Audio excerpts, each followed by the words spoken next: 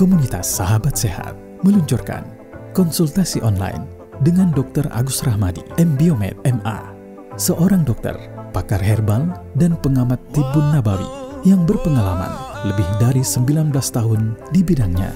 Kunjungi sekarang juga komunitassahabatsehat.com. Persembahan Wihil dan klinik sehat untuk sehat Islami dan alami. Dengan tahajud.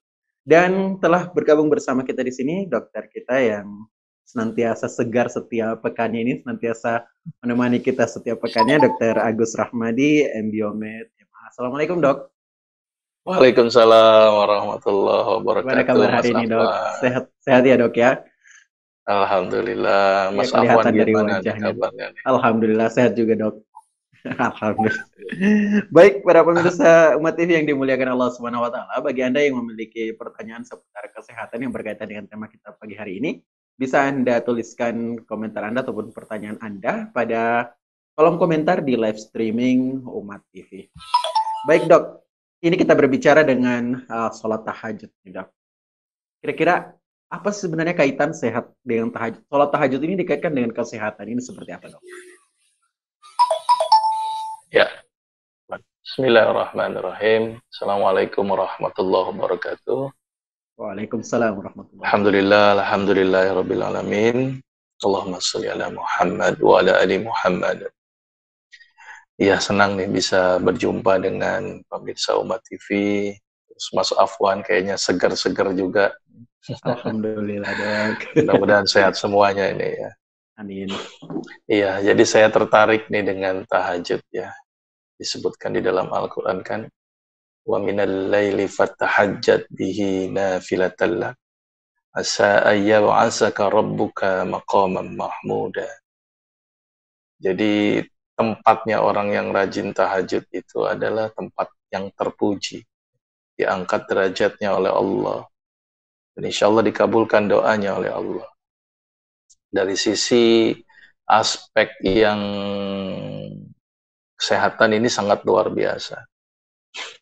Jadi ada sebuah penelitian yang menunjukkan bahwa tahajud itu meningkatkan atau bahasanya apa ya, Mas Afan ya, mengaktifasi ya fungsi dari sistem imun.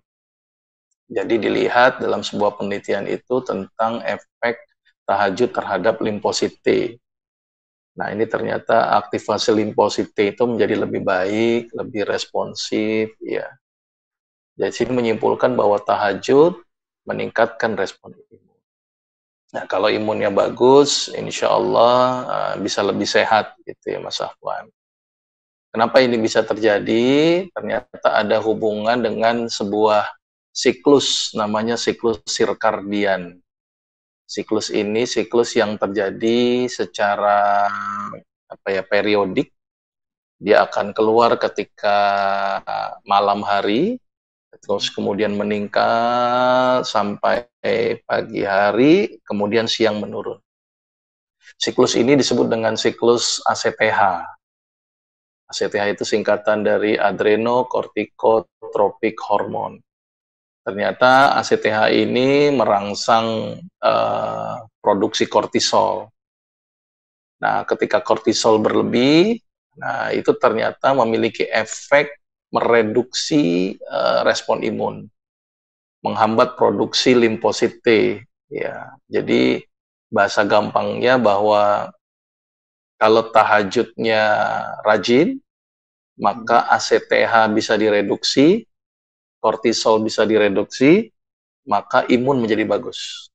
Nah, ini bahasa sederhananya seperti itu, Mas Afwan. ACTH tadi ya, Mas Afwan, ini yang dipancing ya. Jadi ACTH tadi ini yang dipancing, Dok ya, untuk supaya bisa diaktifasi. Bahasanya bukan begitu, Mas Afwan. Jadi begini, ACTH itu kan keluar dari jam 12 malam, meningkat sampai jam 6 pagi. Nah, ACTH yang keluar itu akan merangsang di daerah ginjal, ya anak ginjal, itu produksi yang namanya kortisol. Nah, ACTH naik, maka kortisol naik. Kortisol salah satu fungsinya adalah menghambat pembentukan limfosit. Jadi kalau kortisol tinggi, maka limfosit akan turun, akan tereduksi. Maka itu kenapa pentingnya kita membatasi kortisol. Kortisolnya naik, nah dengan tahajud dihambat, sehingga dia tidak makin naik. Sehingga kortisolnya tidak semakin tinggi. Kortisol nggak tinggi, maka limfosit akan naik. Ya, karena fungsi kortisol menurunkan limfosit. Maka itu kenapa penelitian-penelitian menunjukkan bahwa tahajud itu meningkatkan imun dengan mereduksi efek kortisol. Ditambah lagi kortisol ini merupakan hormon stres. Jadi bisa mereduksi stres. Maka itu kenapa orang yang tahajud itu nggak gampang stres, nggak gampang marah-marah, nggak gampang emosi. Harusnya begitu. Baik, Dok. Ya. Baik, untuk sholat tahajud sendiri nih, Dok. Tahajud ini kan biasanya dilaksanakannya, Dok, jadi sepertiga malam ya, Dok ya. Ya. Kira-kira, Dok, apa sih sebenarnya, Dok, kalau misalnya dikaitkan dengan kesehatan untuk sholat tahajud ini, kira-kira aktivitas yang seperti apa sih sehingga dia bisa mereduksi ini dibandingkan dengan aktivitas-aktivitas lain ini, Dok? Ya, ini pertanyaan yang sering muncul nih. Saya nggak tahajud, tapi saya nonton bola misalnya. Ya, misalnya seperti itu, Dok. Sama nggak ini efeknya ya? Ternyata bisa sama kalau nonton bolanya sambil sujud. Jadi ternyata ada satu aktivitas yang luar biasa dari tahajud itu adalah sujudnya. Jadi begini, di dalam otak itu ada yang namanya hipofisis, suatu kelenjar kecil ya, yang fungsinya adalah menghasilkan beberapa hormon. Salah satu hormon yang dihasilkan itu adalah ACTH tadi. Nah, ACTH itu mulai keluar dari tengah malam, terus naik sampai pagi. Itu yang disebut dengan siklus sirkadian. Tapi kita ingat tadi bahwa ACTH naik, merangsang kortisol naik. Kortisol naik, imun turun. Nah, dengan tahajud, kemudian dia sujud, ada hentakan aliran darah dari jantung menuju otak, karena jantung letaknya lebih jantung dibandingkan dengan otak, sehingga akan menghambat produksi keluarnya ACTH. ACTH terhambat, kortisol turun, imun naik. Nah, ini bahasa memudahkannya. Nah, jadi maka itu kenapa pentingnya sholat tahajud untuk meningkatkan imun. Karena tadi mereduksi efek kortisol. Ya, jadi pas tuh. Tapi kalau misalnya direduksi terlalu banget gitu ya, itu dampaknya malah menghambat metabolisme tubuh juga, karena salah satu efek dari kortisol itu adalah untuk jantung kita bisa berdetak. Kortisol dibutuhkan, tetapi jangan terlalu tinggi. Kira-kira begitu, Mas. Baik, Dok. Iya, jadi memang sholat tahajud ini punya luar biasa keistimewaannya, Dok ya. Sehingga mungkin banyak orang yang tidak menyadari nih, Dok, bahwa ternyata dengan sholat tahajud ini bisa mengurangi beberapa penyakit. Nah, sekarang kita berbicara ke masalah penyakit lagi nih, Dok. Untuk kira-kira dengan sholat tahajud ini, tadi sudah disebutkan bahwa jantung misalnya, detak jantung mempengaruhi, sholat tahajud mempengaruhi detak jantung. Nah, kira-kira untuk orang-orang yang mempenyakit jantung, kira-kira bisa melakukan sholat tahajud ini sebagai terapi nggak, Dok? Iya, jadi gini Mas Afwan. Kita pelajari fungsi kortisol dulu. Baik. Yang pertama, fungsi kortisol itu adalah mengatur regulasi kadar gula darah. Maka itu kortisol itu penting untuk menjaga sirkulasi gula darah. Pada orang diabetes, dengan tahajud, ternyata mampu mereduksi kortisol. Ketika reduksi kortisol turun, maka gula darah diharapkan bisa turun. Karena kalau kortisol naik, gula darah naik. Hmm. Maka itu kenapa orang yang diabetes bagus tahajud. Itu yang pertama. Hmm. Yang kedua, kortisol naik, epinefrin naik. Epinefrin berperan untuk kontraksi jantung, vasokonstriksi pembuluh darah. Penting nggak? Penting. Tapi kalau berlebihan, menyebabkan jantung jadi over kerjanya, terus pembuluh darah semakin ciut, bisa menyebabkan tambah hipertensi nih. Maka itu kenapa pada orang yang hipertensi, orang yang sakit jantung, itu sebaiknya tahajud. Karena tahajud mampu mereduksi epinefrin. Karena tahajud mampu mereduksi kortisol. Karena tahajud mampu mereduksi ACTH. Itu yang kedua. Yang ketiga, ternyata kortisol itu berperan dalam menghambat pengeluaran urin. Maka itu bagus sekali orang-orang yang gagal ginjal, orang yang bengkak untuk tahajud. Karena tadi retensi urinnya bisa dihambat. Yang keempat, kortisol itu menyebabkan euforia berlebihan, kalau misalnya lebih gitu ya, terus gampang depresi, terus tidak tenang gitu ya. Maka itu ketika tahajud, kortisol itu bisa direduksi, efeknya tenang, tidak gampang cemas, gitu ya, terus tidak stres dan sebagainya. Itu efek yang keempat. Yang kelima ini tadi, bahwa kortisol meningkat, menyebabkan imun menjadi turun. Maka itu kortisolnya dibatasi, supaya imunnya bisa naik. Maka itu kenapa tahajud ini bisa banyak aspek yang bisa diobati. Ini secara ilmiahnya begitu. Tetap kita sholat tahajud karena Allah gitu ya. Tapi efeknya aja nih yang ternyata bermanfaat buat manusia. Jadi tadi kalau pertanyaan Mas Afwan, bagus nggak untuk orang jantung dan hipertensi? Oh, itu bagus sekali. Ya, bagus sekali. Untuk orang diabetes, jantung, hipertensi, orang yang gampang stres, imunnya turun, penyakit ginjal, itu bagus dengan tahajud. Kira-kira gitu Mas Afwan. Ya, baik dok. Jadi ada yang menarik tadi dok, yang poin keempat sama yang kelima dok. Ini kortisol itu bisa mereduksi euforia yang berlebih. Nah, berarti orang yang gampang cemas, yang sering yang mungkin ada rasa cemas, yang sering mungkin ada penyakit-penyakit seperti itu dok, yang sering merasa cemas di tengah malam, mungkin cocoknya dengan sholat tahajud juga ya dok, atau gimana nih dok? Iya, maka itu yang cemas tahajud aja Mas Afwan. Sebenarnya gini, banyak obat anti stres tuh, ya dengan kembali ke narkoba. Ya. Buat saya sih kembali ke tahajud saja lah. Tapi dilakukan secara istiqomah ya. Nah, cuman sekali-kali doang. Gitu. Tapi terus continue. Mudah-mudahan bisa mereduksi stres. Saya punya pasien itu punya penyakit gastritis kronis akibat cemasnya dia, akibat stresnya dia. Saya bilang coba deh tahajud deh 4 bulan deh, gimana responnya gitu ya. Dengan izin Allah sekali lagi cemasnya bisa membaik gitu ya.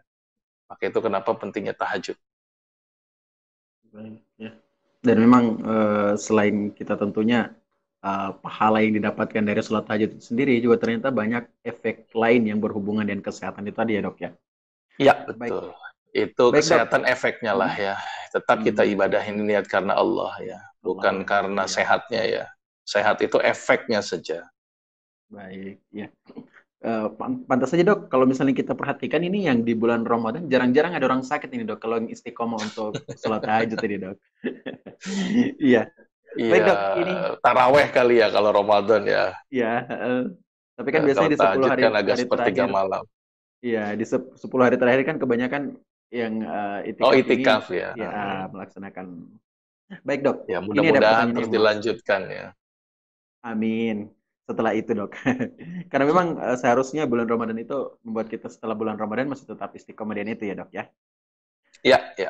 Baik dok, ini ada pertanyaan yang masuk dok, berbicara mengenai sholat tahajud tadi, Dok. Kira-kira, Dok, kalau misalnya ini mempunyai kebiasaan, Dok, untuk sholat tahajud itu sebelum sholat dia, Dok, mandi di tengah di subuh hari, Dok. Sekarang jam 2 jam 3 itu kira-kira bagus nggak, Dok, sebelum sholat mandi untuk kesehatan, Dok? Bagus-bagus saja sih ya. Mm-mm. Artinya mandi pagi itu bikin seger ya. Tahajudnya juga nggak ngantuk Mm-mm. karena sudah tersiram air. Jadi kalau misalnya mandi sebelum tahajud, menurut saya tidak masalah. Ya. Kecuali misalnya airnya dingin sekali gitu ya itu baru perlu kasih air hangat. Atau ada orang-orang yang memang kok sensitif sama dingin, boleh mandi tapi pakai air hangat. Misalnya begitu. Tapi ada beberapa orang-orang zaman dulu itu malah seneng tuh mandi pagi. Biar segar. Karena kalau enggak tahajudnya pasti ngantuk-ngantuk. Ngantuk ya. Tapi nanti dibikin habit saja. Kalau sudah habitnya sudah biasa dengan air biasa, mudah-mudahan sih tidak berat buat dia ya untuk mandi malam hari. Tapi sebenarnya lebih segar loh Mas Afwan kalau mandinya pagi-pagi gitu ya. Kemudian ada pertanyaan lagi nih, Dok. Terima kasih atas jawabannya yang tadi, Dok. Ini untuk penyakit asma ini, Dok. Ini di live streaming ada pertanyaan mengenai penyakit asma. Kalau misalnya penyakit asma bisa nggak diterapi dengan tahajud ini sendiri, Dok? Secara spesifik sih belum ada penelitian secara khusus ya untuk efek tahajud terhadap asma. Tapi boleh saja lah dilakukan, coba aja gitu ya, dicoba saja. Karena saya belum tahu nih efeknya gimana nih ya. Tapi yang pasti tahajud ini bagus lah. Mudah-mudahan dengan kita berdoa, doanya dikabulkan, asmanya bisa baik insya Allah. Hilang. Tapi untuk beberapa pasien yang penyakit asma, itu saya suruh dia untuk berenang, terus rutinkan habatus sauda, terus kemudian biasakan membaca Quran dengan ayat-ayat panjang. Jadi kayak qori gitu ya. Jadi melatih napas tuh ya. Nah, kalau nggak pengen kena asma itu jadi qori ya. Mudah-mudahan nggak asma, mudah-mudahan qori, hambat, berenang. Ya. Iya, baik. Jadi memang ini harus rutin ya, Dok, ya, kalau untuk penyakit asma seperti itu bagaimana, Dok? Iya, penyakit asma itu kan ada faktor pemicunya ya. Pemicunya kita coba reduksi, terus kemudian rutinkan habatus sauda, terus kemudian berenang. Berenang ini cukup bagus. Terus kemudian tadi melafazkan kata-kata yang panjang. Jadi melatih napas. Itu qori lah, jadi qori lah. Qori ah. Iya. Terima kasih, Dok, atas terima kasih atas jawabannya, Dok. Nah, ini kita kembali ke sholat tahajud tadi, terapi sholat tahajud tadi, Dok. Ini untuk penyakit hipertensi tadi, Dok. Untuk sholat tahajud ini. Kira-kira, Dok, seberapa lama yang dibutuhkan waktu untuk terapi dengan sholat tahajud ini untuk penyakit orang-orang yang berhipertensi yang mungkin tingkatnya sudah tingkat akut nih, Dok? Iya, jadi gini Mas Afwan, penanganan hipertensi itu harus komprehensif. Nanti takutnya kita nyalain tahajudnya. Tahajud kok tetap aja hipertensi, ternyata makan garamnya dan ikan asinnya terus-terusan. Jadi harus komprehensif. Jadi pola hidupnya dirubah juga, ya. Jadi garam dibatasi, ya. Terus kemudian pola hidupnya juga harus sehat. Terus makan kurma dan pisang karena asupan kaliumnya, lalapan timun sama seledri, rutinkan berbekam sebulan sekali, nah, sama tahajud. Jadi menyempurnakan efek-efek itu. Jadi bukan hanya tahajud saja, tapi harus dikombinasikan dengan pola-pola yang lain. Jadi kalau misalnya orang yang hipertensi, pola yang tadi saya sebutkan, dengan tahajud tuh malah memperbaiki fungsi hipertensinya. Itu kenapa orang yang tahajud, tadi saya bilang mampu mereduksi kortisol turun, epinefrin turun, maka tensi lebih terkontrol. Tapi tetap garam dibatasi, asupan kalium perlu dimasuki gitu ya. Kira-kira begitu Mas Afwan. Kalau Iya. tahajudnya terus-terusan lah seumur hidup kalau perlu. Jangan hanya ketika Ya. sakit aja dok ya. Nah itu jadi masalah. Takutnya nanti tahajudnya pengen untuk ngilangin penyakit doang. Iya, baik. Ya Ini seharusnya memang ini efeknya aja loh, tahajud tuh hmm, efeknya ya. efek yang ditimbulkan dari rajinnya Ya, kita tahajud seperti itu dok ya. iya. Bahkan ada efek yang cukup bagus dari tahajud itu, mampu memperbaiki fungsi imun dan bersifat kayak seperti imunomodulator. Jadi kalau yang Hmm, kurang dinaikkan, yang berlebihan direduksi. Orang-orang hmm. yang autoimun ini bagus. Baik dok. Nah ini sama dengan pertanyaan yang barusan masuk ini dok dari Katrina Sriyati menanyakan tentang tahajud tadi yang baik untuk meningkatkan imun yang rendah. Yang seperti yang tadi juga dengan bagaimana dengan imun yang tinggi dok? Nah, apakah imun yang tinggi ini identik dengan autoimun atau bagaimana dok? Dan terus bagaimana terapinya dengan tahajud ini dok? Uh, Beda ya, autoimun sama imun yang tinggi. Ini Oh imun yang beda ya tinggi dok. apa ini? Meningkatkan imun bukan berarti harus tinggi ya, Hmm. tetapi mengoptimalkan fungsinya lah bahasanya ya, lebih mudahnya ya. Atau bahasa sederhananya imunomodulating. Jadi memodulasi. Ya, memodulasi. Jadi yang turun dinaikkan, yang naik diturunkan. Hmm. Dibawa ke posisi normal gitu dok ya? Atau gimana dok? Ya, artinya memodulasi. Modulasi itu artinya menaikkan yang turun, mereduksi Menurun. yang tidak benar lah, bukan berlebih ya. Hmm. Baik Autoimun ya. kan sebenarnya proses di mana imun ini memakan atau merusak selnya sendiri. Hmm. Berarti fungsi imunnya nggak benar nih. Nggak bisa membedakan mana musuh sama kawan. Yang musuh dibiarkan, yang kawan dirusak. Nah, itu autoimun itu. Maka itu kenapa imun ini bisa dimodulasi, diajarkan dengan cara tadi tahajud. Ternyata tahajud itu bersifat imunomodulating. Habatus sauda juga bersifat imunomodulating. Baik. Ya, ini bukan meningkatkan naikin jumlah ya, tapi efektivitas, terus kemudian daya responsif atau menormalisasikan. Baik. Jadi dibawa ke posisi normal, dinormalisasi imunnya ya dok ya. Yang tinggi jadi Iya, naik, kemudian yang itu tinggi, itu yang bahasa tinggi, iya. bahasa penormalisasi sungai ya. Baik, ya. Jadi intinya ini dibawa ke posisi normal, jadi supaya tidak berlebihan dan supaya tidak terlalu rendah juga sistem imunnya dok ya. Iya.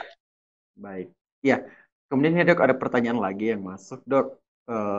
Bagaimana dok dengan orang-orang yang tidak bisa melakukan sujud, misalnya sholatnya dalam kondisi duduk dok, untuk sholat tahajud, apakah tetap mendapatkan manfaat kesehatan dari sholat tahajudnya dok?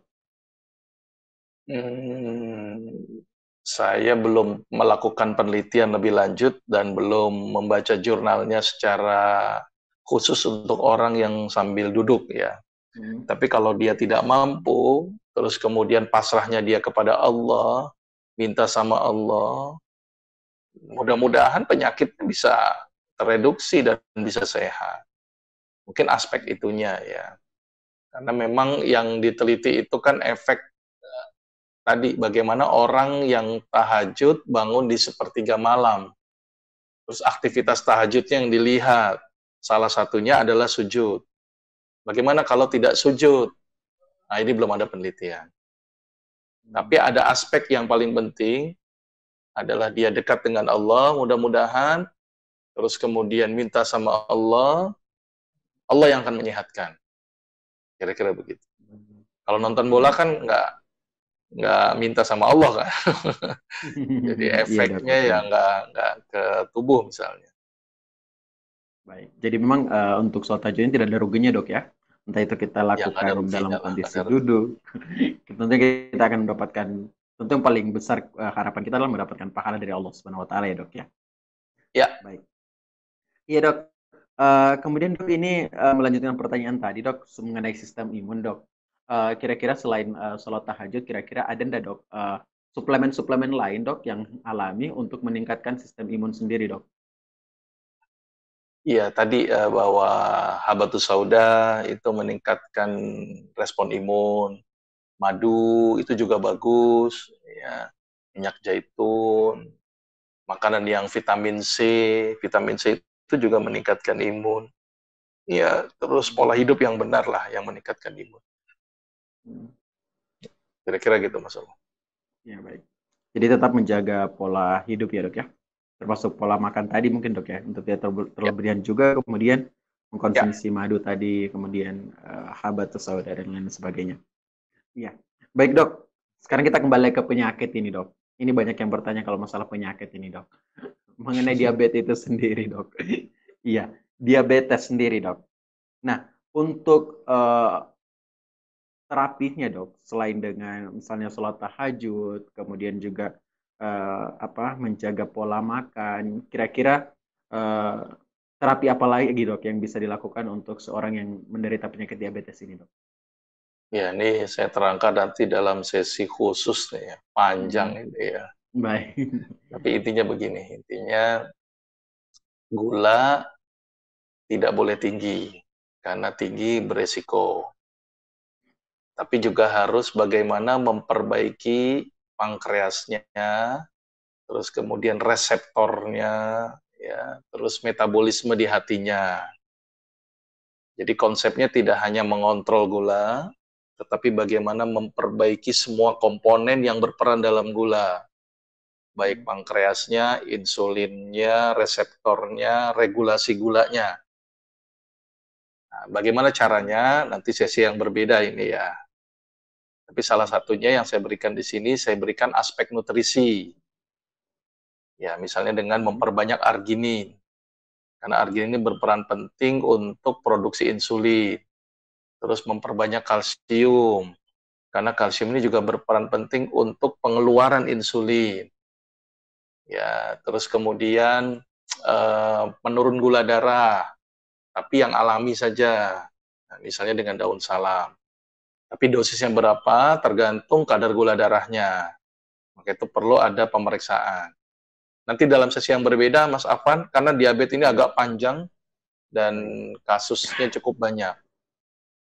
Ya, Kalau mau baik. kita bahas, mungkin pertemuan yang akan datang mulai ke penyakit. Baik. Ya. Baik, insya Allah kita akan bahas lebih khusus lagi ya dok ya untuk penyakit Ya, ini di pertemuan-pertemuan yang akan datang.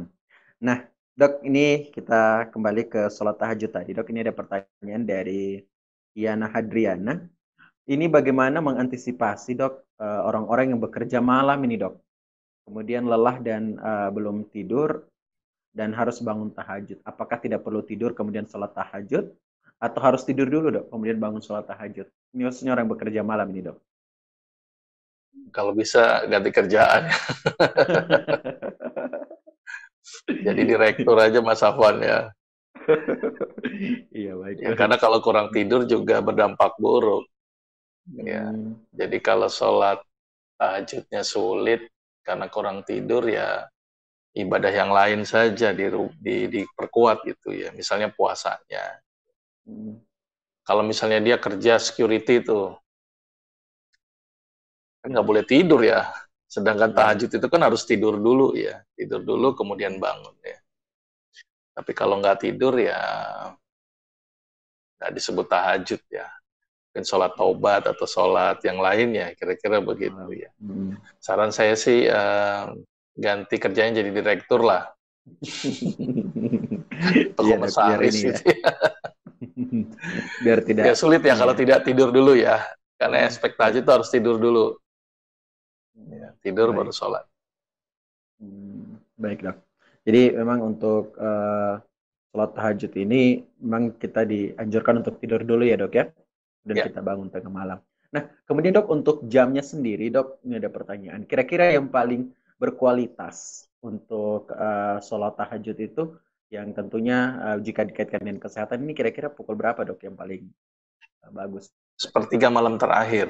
Sepertiga malam terakhir dok ya. Kira-kira jam 3 jam 4 lah antara itu. Hmm, baik. Jadi sepertiga malam terakhir. Walaupun Rasul juga pernah sepertiga awal, sepertiga tengah, sepertiga akhir. Hmm. Tapi ada beberapa hadis yang menceritakan tentang sepertiga malam terakhir. Hmm. Asumsinya Hmm. tadi ya sekitar jam 3, jam 4 lah kalau mau dilakukan tahajud. Sebelum sholat subuh tentunya dok ya. Yang Jelas pasti belum ketika sholat subuh. sebelum sholat subuh. Kalau sudah lewat Dekat-dekat subuh, sebelum sholat subuh. nggak Itu bukan tahajud. sholat tahajud lagi tentunya. Iya dok. Baik dok. Kemudian dok untuk masih berbicara mengenai sistem imun juga tadi dok. Ini kortisol tadi adalah jika kortisol meningkat maka tentunya sistem imun itu menurun ya dok ya. Jelasannya tadi. Iya, Nah, kemudian dok, ini berkaitan dengan autoimun tadi dok. Ini kira-kira autoimun, penyakit autoimun ini bisa ketika kita rutin melaksanakan sholat tahajud ini, kira-kira sistem imun ini bisa gimana dok? Bisa terobati atau gimana dok? tadi bahwa tahajud itu bersifat imunomodulating. Modulating itu artinya mengembalikan ke normal tadi yang Mas Afwan bilang. Hmm. Dia menaikkan yang turun, menurunkan yang Tinggi. tidak pada fungsinya. Hmm. Jadi menormalisasi. Nah, autoimun ini kan terjadi karena si imun tidak benar fungsinya.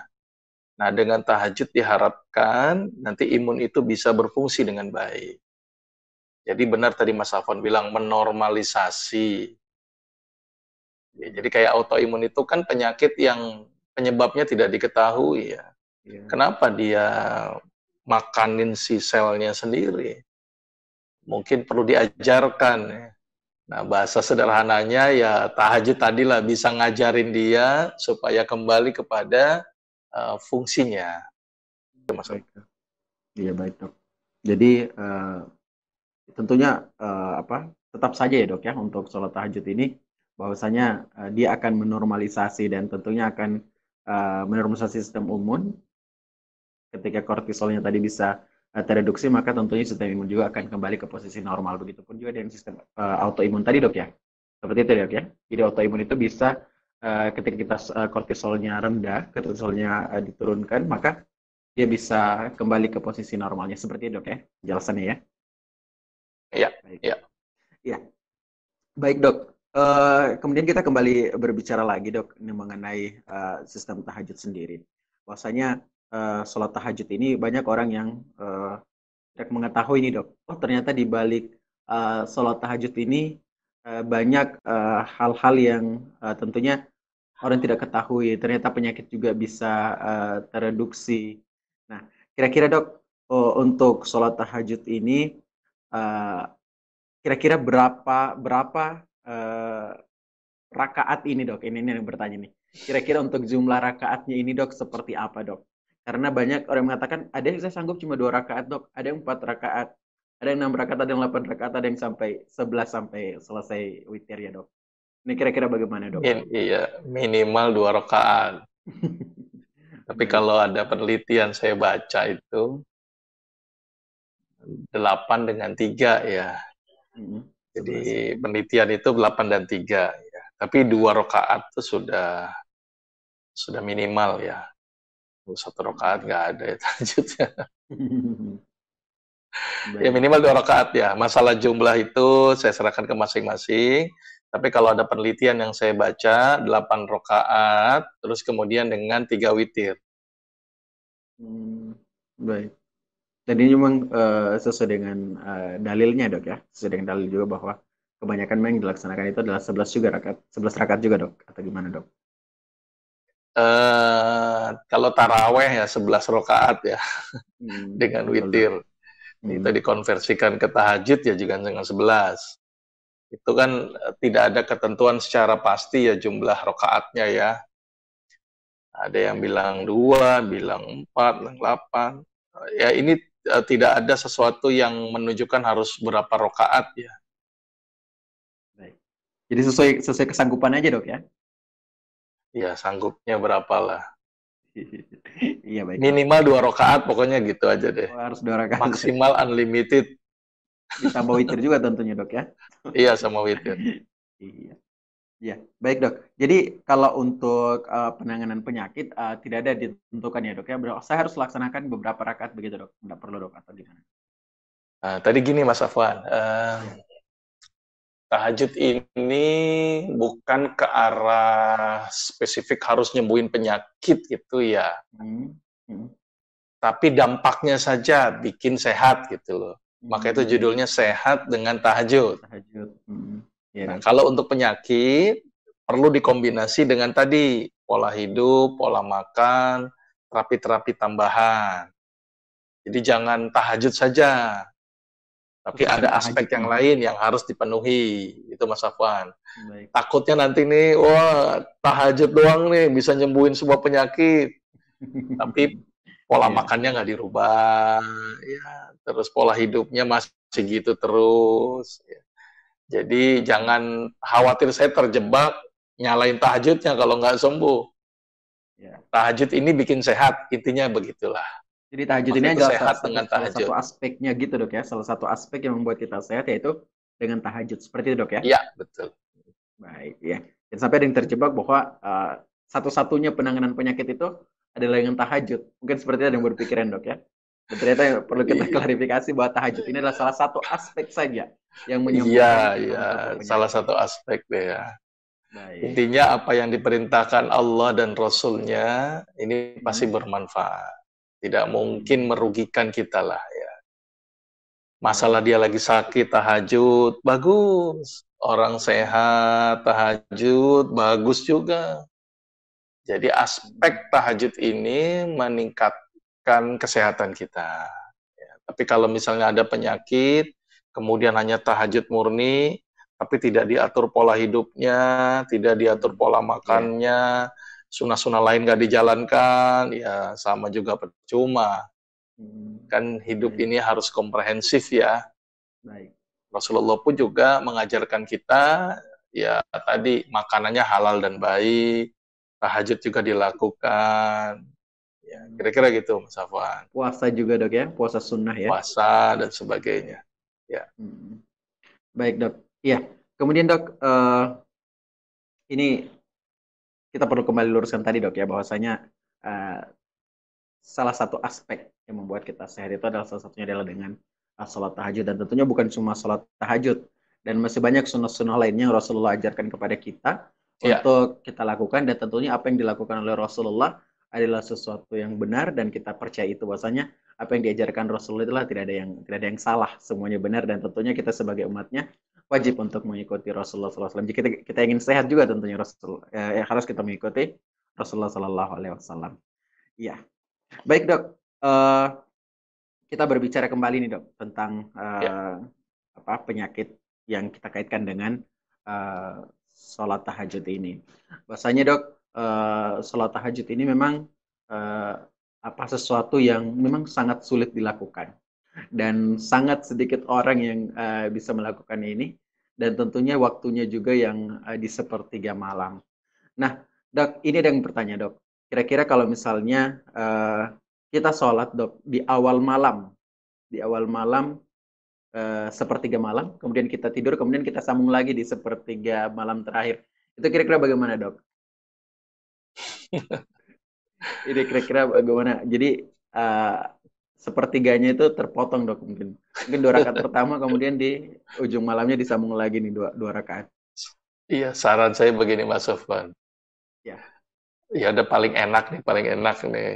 Tahajudnya dekat dengan subuh lah. Sekitar jam setengah 4 atau jam 4. Terus kemudian sholat subuh, habis sholat subuh olahraga. Jadi jangan tidur lagi itu. Karena tidur pagi itu kan dilarang ya. Ini kalau ada orang nih misalnya tahajud, tidur, tahajud. Kok kayaknya janggal ya. Jadi kalau hemat saya, mendingan tadi jam 3, setengah 4 gitu ya, atau jam 4, lanjutin ke subuh, olahraga, jangan tidur lagi. Jadi gitu Mas Safwan. Baik dok.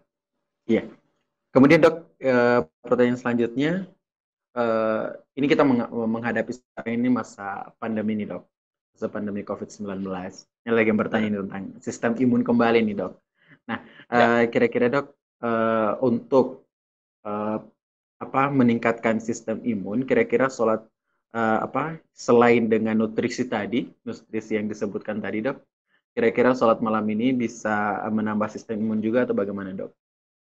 Iya, tadi saya sudah sampaikan bahwa tahajud akan menormalisasi imun. Hmm. Jadi meningkatkan yang kurang, memperbaiki yang tidak benar. Kira-kira gitu Mas Awan. Nah, kalau masalah COVID, jelas ya, pakai masker, jaga jarak, banyak tinggal di rumah, ya tingkatkan imun. Nah, salah satunya dengan tahajud. Jadi tahajud itu membantu meningkatkan respon imun. Ya, tapi juga jangan terlalu cemas banget.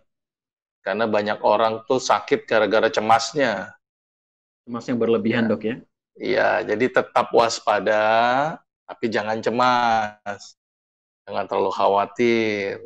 Jadi ini adalah salah satu cobaan dari Allah.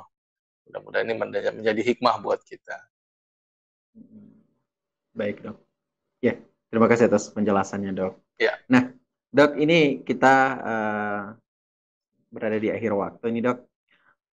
Sebelum kita tutup, kira-kira dok, kesimpulan apa sih sebenarnya dok yang bisa kita tarik dari sholat tahajud itu sendiri dok? ya. Jadi gini, Mas Afwan, bahwa tahajud ini adalah sholat yang dulu wajib sebelum ada sholat perintah 5 waktu. Setelah datangnya perintah 5 waktu, tahajud ini menjadi sangat dianjurkan.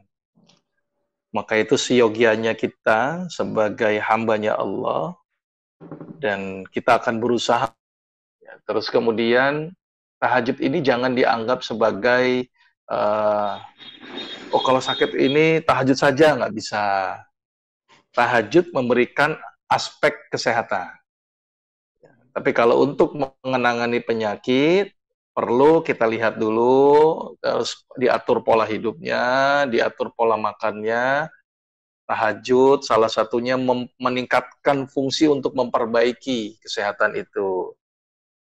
Jadi bukan nanti sakit A, terus hanya tahajud saja, tapi perlu diatur juga pola makan, pola hidupnya. Dan orang yang menunaikan tahajud, mudah-mudahan diangkat di tempat yang terpuji, dikabulkan doanya oleh Allah. Dan lakukan ini secara rutin. Kalau nggak bisa juga, pasang beker. Nggak bisa juga, bekernya 3.